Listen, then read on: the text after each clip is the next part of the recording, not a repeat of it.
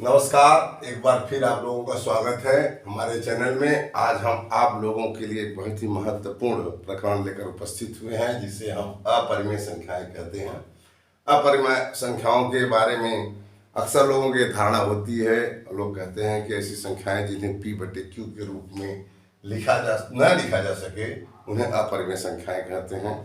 लेकिन हम यहाँ पे आपको थोड़ा व्यापक में बताएंगे कि वास्तव में अपरिमेय संख्याएं होती क्या हैं। जो भी संख्याएं करड़ी में लिखी जाती हैं वो अक्सर क्या होती हैं, अपरिमेय संख्याएं होती हैं। तो इसके पीछे तर्क क्या है हम आपको बताएं। जैसे मान लीजिए आप लिखते हैं कि 2 घाते 4 बराबर क्या होता है 16। तो 16 का जो चौथा मूल होगा 16 का वो क्या होता है, ये हो जाएगा 2। लेकिन हम 2 घाते 4 को 17 नहीं लिख सकते। तो जो 17 का चौथा मूल होगा वो जो होगा आपका परिमेय संख्या है, अपरिमेय संख्या। मतलब कि अगर हम किसी भी संख्या को किसी अन्य परिमेय संख्या के यानी में घात के रूप में व्यक्त कर पाते हैं तब तो वह क्या होता है, परिमेय होता है। अगर नहीं व्यक्त कर पाए तो वह क्या हो जाएगा, अपरिमेय। एक और उदाहरण देखिए, जैसे हम कहते हैं 3 घाते 2 बराबर क्या होता है 9। जब 3 घाते 2 9 होता है तो जो 9 का वर्गमूल होगा वो कितना हो जाएगा, 3। तो ये 3 घाते 9 का जो वर्गमूल है यह करणी के अंतर्गत है, लेकिन यह परिमेय संख्या है, यह परिमेय संख्या नहीं है। इसको हम P/Q के रूप में लिख सकते हैं। 3 को 3/1, 9/3, हाँ 12/4 कुछ भी लिख सकते हैं। लेकिन अगर यही हम कहें कि 3 घाते 2 क्या 10 के बराबर होगा तो कोई नहीं बोलेगा, सब कहेंगे नहीं, 3 घाते 2 का मान तो 9 के बराबर होता है और 10 के बराबर नहीं होगा। तो 10 का जो वर्गमूल होगा यह अपरिमेय संख्या होगा। यह क्या हो जाएगा, अपरिमेय संख्या हो जाएगा।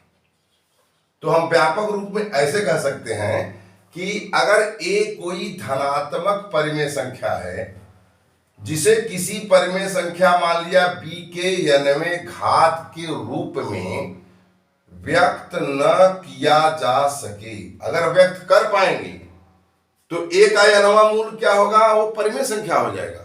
अगर व्यक्त नहीं कर सकते हैं तो a का जो 99वां मूल होगा यही हमारा क्या होगा, अपरिमेय संख्या होगा। तो अपरिमेय संख्या के बारे में आपने तरह तरह की धारणाएं सुना। बहुत से लोग कहते हैं ऐसी संख्याएं P/Q के रूप में न लिखी जा सके, अपरिमेय संख्याएं कहलाती हैं।